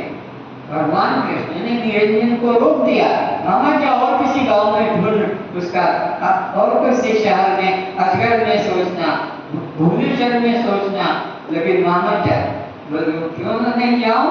पर वे मूढ़ लोग हैं वहां के, उनको पता ही नहीं है। तो मैंने कहा तुम मूढ़ों को मैं ज्ञान दूंगा, मैं जड़ चेतन का भेद समझाऊंगा, दृश्य दृष्टा का भेद 2 दिन 3 दिन 4 दिन समझाऊंगा, अलग अलग तब परमात्मा की चर्चा करूंगा। पहले परिभाषा का भगवान का तू इतनी हिम्मत रखता है उन मूढ़ों के सामने बार बार वही बात समझाएगा? मैं कभी निराश नहीं होगा, मैं बार बार उनको वही तत्व को समझाऊंगा कि जड़ क्या है, चेतन क्या है, आत्मा क्या है, अनात्मा क्या है, शव क्या। तो तेरी इतनी हिम्मत तो जा, फिर तेरी विजय होगी। कृष्ण ने मेरे को फिर इशारा किया, अब तू जा सकता है। तो इस प्रकार से यह परमात्मा वस्तु जो है यह ज्ञानियों की विषय है। विमूढ़ा नानुपश्यन्ति, पश्यन्ति कौन? ये जन्म चक्षु वाला नहीं, गुरु के द्वारा जो विमल नेत्र प्राप्त होता है। अर्जुन ने भगवान से कहा मैं आपको देखना चाहता हूँ। अर्जुन को भगवान ने क्या कहा? ना, तू इन आंखों से मेरे उस दिव्य रूप का दर्शन अनुभव नहीं कर सका। मुझे देख रहा है तो उसके लिए तू मेरा मित्र है, तू मेरा सखा है, मेरा दोस्त है, मेरा प्रिय भगत है, इसलिए मैं तुझे दिव्य चक्षु। हर एक को नहीं देते परमात्मा, अपने असली भक्त को जो संसार के भोगों से उपराम हो गया है, जो संसार से विरक्त हो गया है, उसने कहा, कृष्ण ने, मैं तुझे दिव्य चक्षु दूंगा और तब तू मेरे उसको अनुभव कर सकेगा। और अनुभव करते करते अर्जुन के मन में संदेह हो गया, ये कैसे परमात्मा, ये कैसा परमात्मा, ये परमात्मा क्योंकि चार भुजा वाला दिखा दिया, उसको उसमें श्रद्धा नहीं जगी। तो भगवान ने कहा अर्जुन को, गीता अध्याय 11 के श्लोक 57 में, अगर तू मेरी बात को नहीं मानेगा, सुनना ध्यान से जितने श्रोता बैठे हैं, अगर तू मेरी बात को ध्यान से गीता ज्ञान पे श्रद्धा नहीं करेगा, इस गीता ज्ञान को ऐसे ही कोई कथा कहानी समझ लेगा, कोई पंडित का लिखा हुआ पुस्तक जान लेगा, नहीं, अगर तू ऐसा समझेगा, मेरी गीता ज्ञान उस देश पर संदेह करेगा, तो तेरा नाश हो जाएगा। भगवान कृष्ण और इसको कहते हैं कि तेरा नाश हो जाएगा, मैं तेरा नाश कर दूंगा। तो भगवान कठोर भी हो जाते हैं। तो गुरु के भी वचन तुमको कभी कभी ऐसे कठोर लगते होंगे, तो उसको भी श्रद्धा करके सुनना। भगवान के वचन गीता के 11 अध्याय में बताया, फिर भी अर्जुन ने अश्रद्धा की, तो भगवान ने उसको जान दिया कि तेरा नाश हो जाएगा। तो कभी गीता में या सदगुरु भी कौन? मंत्रमाला सिखाने वाला गुरु नहीं, चेला बनाने वाला गुरु नहीं कि ये मेरे चेला, जब जब देखो ये मेरे चेले, ये मेरे चेले, ये मेरे शिष्य। कभी सच्चा सदगुरु जो है वो इस प्रकार से अपना दिखावा नहीं करता है। सदगुरु कभी अपने देश नहीं रखता है, सदगुरु अपने शिष्यों का अहंकार नहीं करता है, वो तो सब में अपने को देखता है। तो लक्षण बताए गुरु का तत्व की बात कल चर्चा करेंगे विस्तार से कि सदगुरु किसे कहते हैं, उसके क्या लक्षण होते हैं। तो यहाँ भगवान कृष्ण ने अर्जुन को क्या करा, तू ये जो मंत्र कर रहा है, ये जो माला कर रहा है, ये जो पूजा कर रहा है, ये जो आरती कर रहा है, ये जो आंख बंद करके ध्यान लगा रहा है नाक बंद करके, या जो आसन प्राणायाम कर रहा है, ये सब पाखंड छोड़ दे। ये कपड़े रख के बैठा है, दाढ़ी बढ़ा के रखा है, ये मुंडन कर, छोड़ पाखंड को। सीधा 18 अध्याय के 61 श्लोक में घोषणा की, सर्वधर्मान परित्यज्य, सर्वधर्मान, जो जो तुमने धर्म मान के पकड़ा है सबका परित्याग कर दो, एकमात्र आत्मा की शरण में, माम एकम शरणं व्रज, मेरी शरण में आ जा, आत्मा की शरण में आ जा, तो मैं तुझे सब पापों से मुक्त कर दूंगा। तो तेरे को कोई पाप ये जो तुमने अभी तक धर्म मानकर करा था, मंदिर माला पूजा पाठ तीर्थ उपवास सबको परित्याग कर दे। ये वेश धारण करके रखा, परित्याग कर दे। किसको दिखा रहा है वेश धारण करके? मैं सन्यासी हूँ, मैं ब्रह्मचारी हूँ, कि अब मैं यह अखंडानंद हूँ, कि मैं परमानंद हूँ, कि मैं ये सब किसके लिए? लोगों के अंदर अपना देह भाव का अहंकार जगाने के लिए। निर्दोष हो जा, निर्मल बन जा, कुछ मन में किसी प्रकार सर्वधर्मान देखना गीता अध्याय 18 अध्याय के श्लोक में, इसलिए खासकर से याद दिला देता हूँ ताकि आप नोट करें और घर जाकर देखें कि आज जो निरंजन ने बताया कि कृष्ण की वाणी है कि निरंजन की वाणी है, तो मालूम पड़ेगा निरंजन का एक भी शब्द नहीं है, सब शब्द निरंजन के मुख से कृष्ण ही बोल रहा है, गुरु के मुख से परमात्मा बोल रहा है, तुम्हारे कानों से परमात्मा ही सुन रहा है, तुम्हारी आंखों से परमात्मा ही, क्योंकि हरि व्यापक सर्वत्र समान, उस परमात्मा से यहाँ बाहर भिन्न कोई भी नहीं।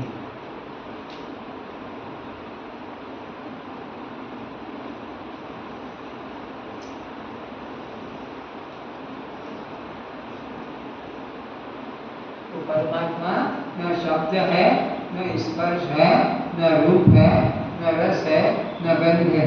परमात्मा व्यक्ति नहीं, परमात्मा शक्ति है, और वो सबके हृदय मंदिर में भगवान कहते हैं परमात्मा ईश्वर सर्वभूतानां हृदयस्य अर्जुन तिष्ठति।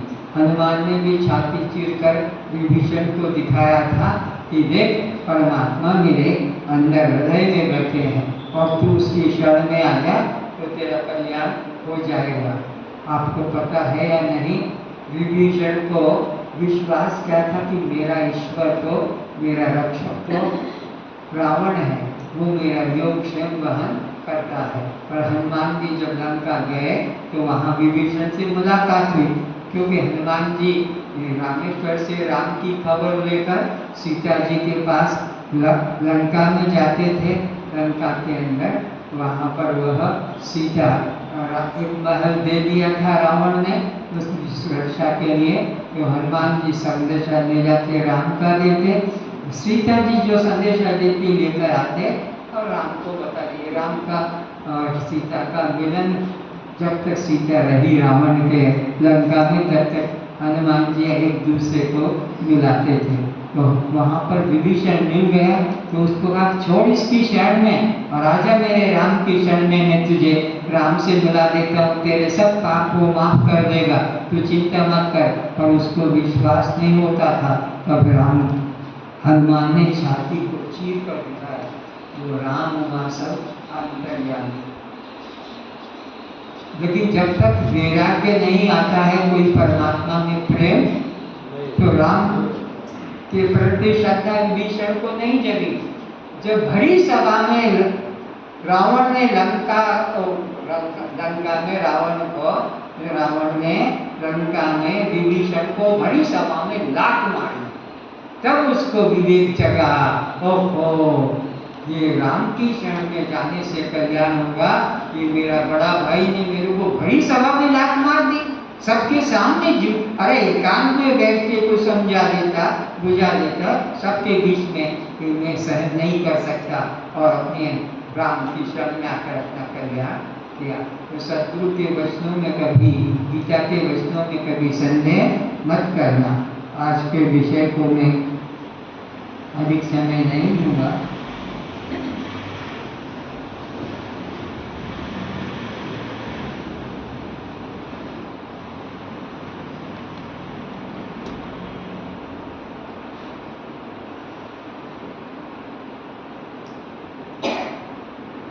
हम पापी, हम हत्यारे क्यों बन गए, इसका कारण क्या? हमारे माँ बाप की और हमारे गुरुओं की शिक्षा, जिसके कारण हम चोर, लुटेरे, डाकू और हत्यारे बन गए। क्या हमारे माँ बाप ने, हमारे गुरुओं ने क्या कहा? अपने नहा धोकर जाओ मंदिर में और भगवान की पूजा करके आओ और अपने काम धंधे में लग जाओ। ये हमारे गुरुओं ने कहा। पूजा मत छोड़ना, मंदिर जाना मत छोड़ना, तीर्थ जाना मत छोड़ना। तो तुम उसी उद्देश्य से पुष्कर आ गए, उसी उद्देश्य को लेकर बद्रीनाथ, केदारनाथ, रामेश्वर, जगन्नाथ गए। क्यों? तुम्हारे गुरुओं ने, तुम्हारे पंडितों ने यही तो शिक्षा दी कि 4 धाम की यात्रा करो। तो तुम्हारा मतलब परमात्मा मंदिर में बैठा है, तीर्थ में बैठा है, तो ये ब्रह्म हत्या हो गई। तुम जा रहे हो तीर्थ में गुरु आज्ञा से, माता पिता की आज्ञा से या लेकर, ये तो ब्रह्म हत्या हो गई। और तुम अपने को देह मानते हो, मैं ब्राह्मण हूँ, मैं क्षत्रिय हूँ, मैं वैश्य शूद्र हूँ, या जो भी मानते हो, तो यह भी आत्महत्या हो गई। तो इन हत्या से बचना है और परमात्मा को अपने से अलग किसी मंदिर में, तीर्थ में नहीं देखना है।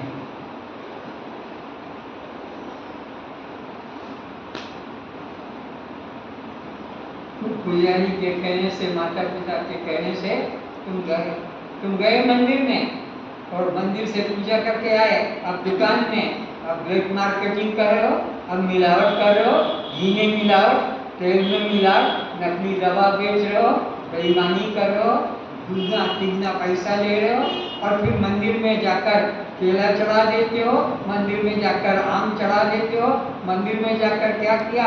ज़्यादा बिजनेस किया, ज़्यादा रुपया आ गया तो भगवान के मंदिर में छत बनवा दी, भगवान के मंदिर में कमरे, देखो कितने कमरे बन गए।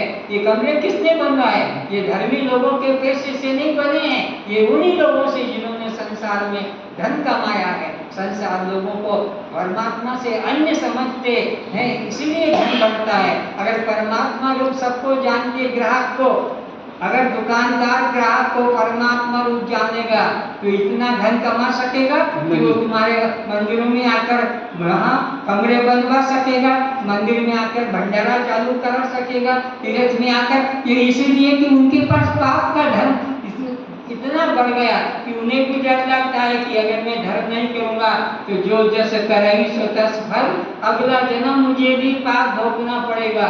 इसलिए वो दान करने लगे। और किसी ने आकर भगवान का गले का हार बना दिया, किसी ने भगवान की मुकुट पहना दिया, किसी ने भगवान के कड़े बनवा दिए सोने के, क्योंकि पैसा इतना कमा गया है।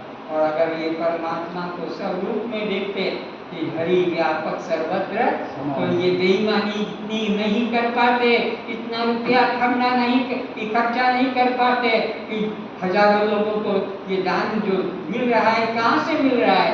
ये ईमानदारी का रुपया होगा। जो जितना आया है उसमें थोड़ा सा आटे में नमक की तरह, जैसे आटे में नमक मिलाते हैं, उसी तरह अगर ये अपनी व्यापार में आटे में नमक की तरह मिलावट करते, झूठ बोलते या दाम बढ़ाते तो इतना इकट्ठा नहीं कर पाते। और आज इतना इकट्ठा हो गया कि गाड़ी दे दी, कार दे दी, हेलीकॉप्टर दे दिया मंदिर के नाम पर, कि तीर्थ के नाम पर, कि मूर्ति के लिए सब बना दिया। ये सब पाप कर्म का है। इसलिए परमात्मा रूप में सबको देखो, परमात्मा से भिन्न नहीं है। और मंदिर के अंदर अब जाते हैं तो क्या देखते हैं कि वहाँ पर पुजारी आपको हाथ में डोरा बांध देगा, आपको इधर तिलक लगा देगा और गले में माला डाल देगा, और उधर भी हाथ में करके कपड़े रंगवा देगा। ये कपड़े सफ़ेद पहनो, लाल पहनो, पीले पहनो, गेरुआ पहनो। ये सब वही तो सिखाता है हमें, नहीं तो कोई आकाश से भगवान उपदेश करने नहीं आया। ये मंदिर के कहो पुजारी या कहो हमारे धर्म के चलाने वाले धर्म गुरु, उन्होंने सिखाया। और हमारी कार भी नहीं आती है तो मंदिर के ऊपर ले जाकर खड़ी कर देते हैं, ट्रक नया लेते हैं, मंदिर के ऊपर ट्रक वहाँ पर खड़ा कर देते हैं। पुजारी मंदिर से भगवान की पूजा छोड़कर और ट्रक की पूजा करने आ जाता है, परमात्मा की पूजा छोड़कर कार की पूजा करता है। अरे तुम्हारे लड़के लड़की की शादी है तो तुम्हारे घर आकर पंडित लड़के लड़की की पूजा करने आ जाता है। उसको तो पैसा चाहिए पुजारी को, तो उसको धर्म से कोई संबंध नहीं। इसी प्रकार कोई मटकी को घर में लटका के रखा है, इतनी बढ़िया मकान बनाया है लेकिन काली मटकी मकान के आगे लटका रखी है। गाड़ी ट्रक के ऊपर नारियल या वहाँ पर नींबू चूड़ी, 2 चूड़ियाँ और नींबू और कुछ इसी प्रकार का लटका के रखा है। और वो सारे ट्रक और गाड़ियाँ हाईवे रोड पे एक्सीडेंट हो रहा है, कुचल कर मर रहे हैं और वो ट्रक भी नष्ट हो रहे हैं। अगर उस चूड़ी में ताकत होती, उस नींबू में ताकत होती, उस लाल डोरे में ताकत होती, ये ट्रक का एक्सीडेंट, ये कार का एक्सीडेंट, कार चल रही है वहीं पर एक छोटी सी मूर्ति लगाकर उसके गले में माला पहना, ड्राइवर चला रहा है वहीं पर छोटा सा ऐसा चित्र बना के मूर्ति बना के रखा है और वो एक्सीडेंट हो रहा है। अरे भाई, अगर इनमें शक्ति है तो ड्राइवर को, मालिक को अपने गले में लटकाना चाहिए। ट्रक तो फिर दूसरा आ जाएगा, कार तो दूसरी आ जाएगी, तुम बचे रहोगे। इसलिए अपने को बचाओ। अपने को ना बचाकर कार में बांध रहे हैं, मकान में लटका रहे हैं और अपने गले में नहीं लटका। तो तुम लोगों ने भी अब इसी प्रकार कोई हाथ में डोरा बांध के बैठा है, कोई लाल डोरा है तो कोई काला डोरा है, कोई अंगूठी में बांध के बैठा है, कोई पैर के अंगूठी में बांध के बैठा है, तो किसी न किसी और रूप से इस तरह से बांध कर बैठे हैं। और इससे कल्याण का संबंध होता तो डॉक्टरों के पास जाना नहीं पड़ता, डॉक्टरों की दवा खाना नहीं पड़ती, फिर यह तुमको सब कष्ट भोगना नहीं पड़ता। आज तो सावित्री अमावस्या उपवास है, तो सात्विक अमावस्या उपवास के लिए स्त्री भोजन नहीं करके पहले पति को भोग कराकर और फिर भोजन करती है। और वह पति बाहर गया, संध्या को इंतजार करती रही, अब आएगा अभी आएगा।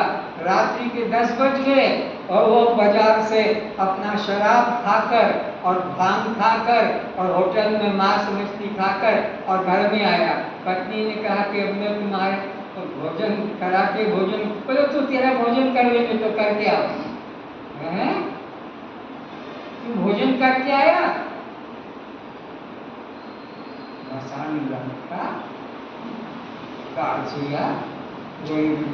माने उड़िया भाषा की गाली दिया उसको, मैं तेरे लिए भूखी मर रही हूँ और तू खा के आया है। इस तरह से ये अवस्था है। सावित्री अमावस्या कर रही है और वो आदमी उस स्त्री का कोई जीवन में मूल्य वह अपना संसार में न। गोपियां गई भगवान कृष्ण के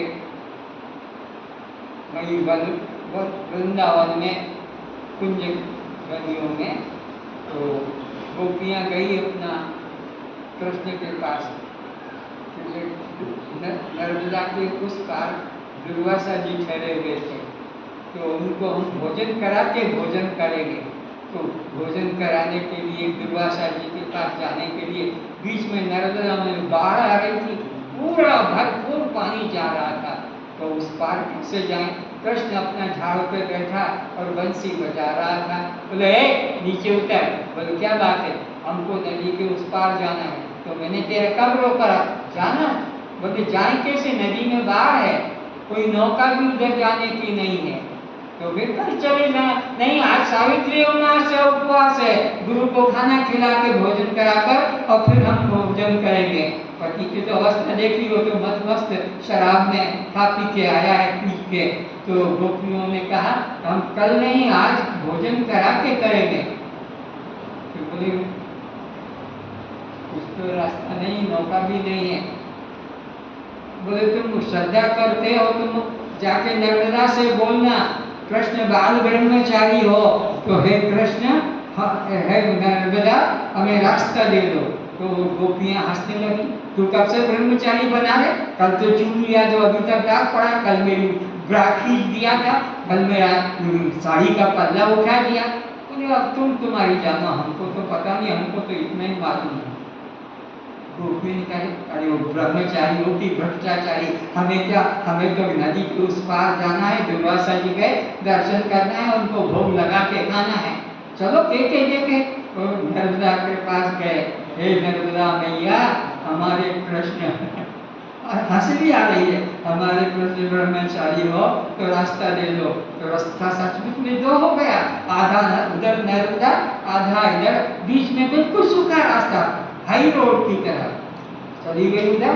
जब देखा तो फिर नर्मदा फिर मिल गई। अजीब बात है, ये नर्मदा ने कैसे इस बात को मान लिया कि कृष्ण बाल ब्रह्मचारी। दुर्वासा को प्रणाम किया, आरती की, उनको फिर भोग अपने हाथों से खिलाया। सब गोपियों ने खिलाया, इतना खिलाया कि थाली में बच्चों के लिए प्रसाद भी। फिर बातें करने लगी आपस में, उसकी कान नहीं है, वो बहरी है क्या, तो उसको फिर क्यों बोल रही है? तो गोपियों ने इतना खिलाया कि बच्चों के लिए घर में प्रसाद भी बचाया नहीं, सब खा लिया। सब पैर दबाए, सब गोपियों ने मिलकर पैर दबाए और कहा महाराज पतिदेव घर आने वाले हैं, समय हो गया है, अब हम घर जाते हैं। तो बोले जाओ, मैंने कब रोका, लेकिन जाए कैसे? नर्मदा में तो बाढ़ जा रही है, तो फिर आए कैसे थे? कोई नौका लेकर नहीं था। हम ये कह के आए थे कि कृष्ण बाल ब्रह्मचारी हो तो हमें रास्ता दे दो, ये कह के आए थे। अच्छा, तो अब जाना है और जूते खाना है, नहीं जाएंगे तो घर पे तो मारपीट हो जाएगी।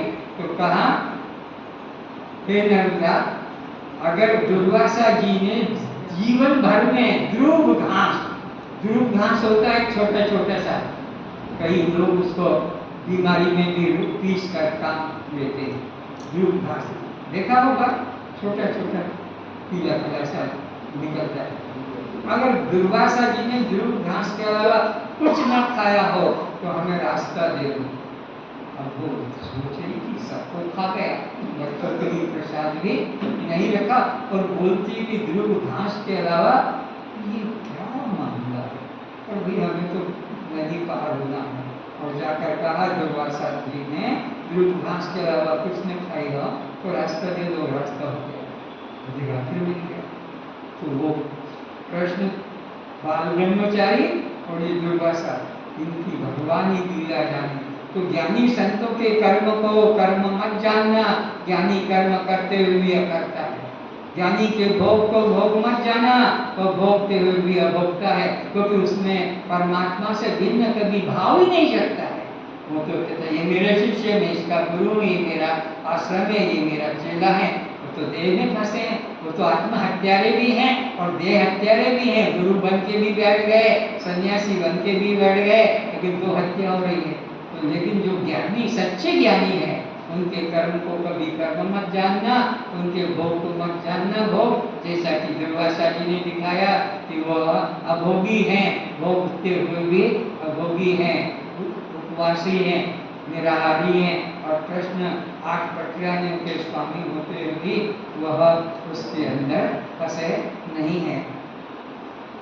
कृष्ण भगवान ने अर्जुन को भेजा, जा वो द्वारिका में मेरी पटरानियां हैं, उनको निकाल ला।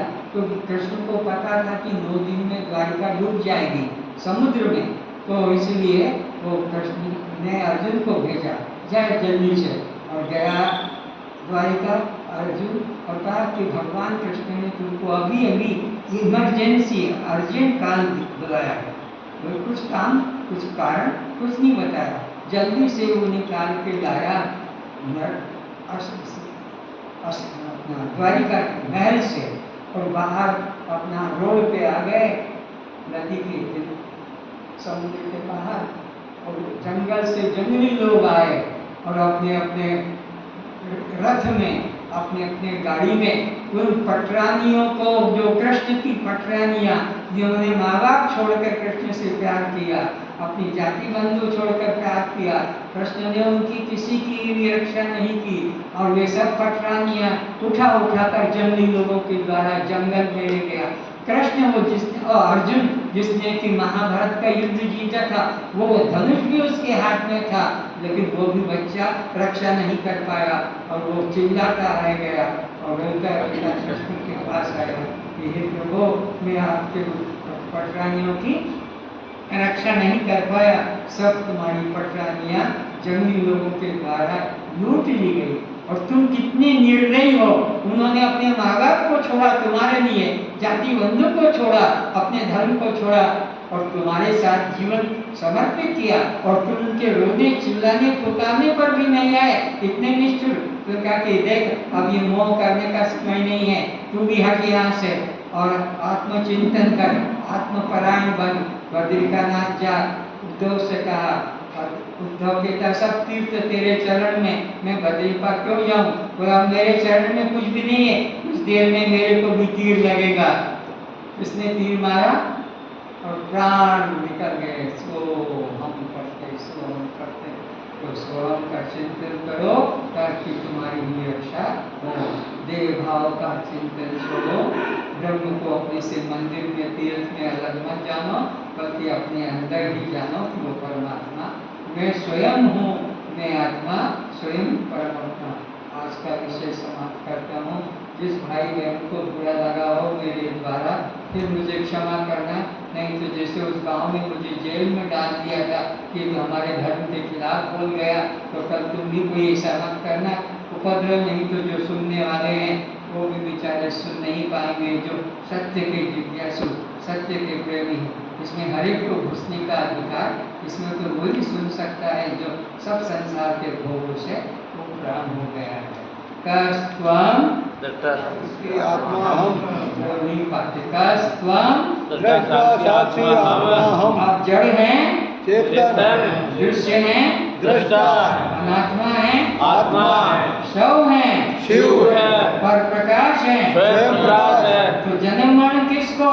शरीर को, भूख प्यास किसको, प्राण को, सुख दुख किसको, मन को, बल मोक्ष किसको, जीव को, कस्त्वं दृष्टा साक्षी आत्मा हम, सर्वे भवन्तु सुखिनः,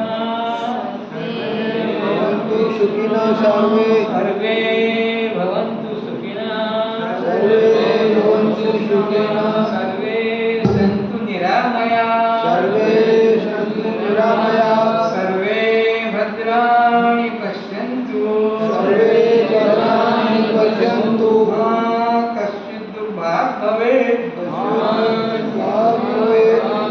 सब सुखी रहे, सब सुखी रहे, सब निरोग रहे, सब निरोग रहे, सभी रूपों में, सभी रूपों में एक परमात्मा को देखें, एक परमात्मा को देखें, जाति भेद न करें, जाति भेद न करें, नीच भेद न करें, नीच भेद न करें, पशु भेद न करें, भेद न करें, सब में एक परमात्मा को देखें, सब में एक परमात्मा को देखें, मन वचन कर्म से, मन वचन कर्म से किसी को कष्ट न पहुँचाए, किसी को कष्ट न पहुँचाए, निंदा गाली न करें, निंदा गाली न करें, चोरी हत्या न करें, चोरी हत्या न करें, पर स्त्री पर विकार भाव न लाएं, विचार न लाएं, परमात्मा परमात्मा आप हम सब पर दया करें, आप हमें सद्बुद्धि प्रदान करें, सद्बुद्धि प्रदान करें, हम सब में अपने में एक परमात्मा देखें, हम सब में एक आत्मा में परमात्मा सब में देखें, अपने में परमात्मा के अलावा परमात्मा के अलावा किसी अन्य को न देखें, अन्य को न देखें। ओम शांति शांति। शांति शांति शांति शांति। श्रोताओं के रूप में जिन्होंने शांति से सुना इन सबके चरणों में प्रणाम। और कल गुरु तत्व की चर्चा होगी। आज जो कुछ भी सुना उसका मनन करेंगे, भगवान की वाणी शास्त्र के द्वारा सुनेंगे।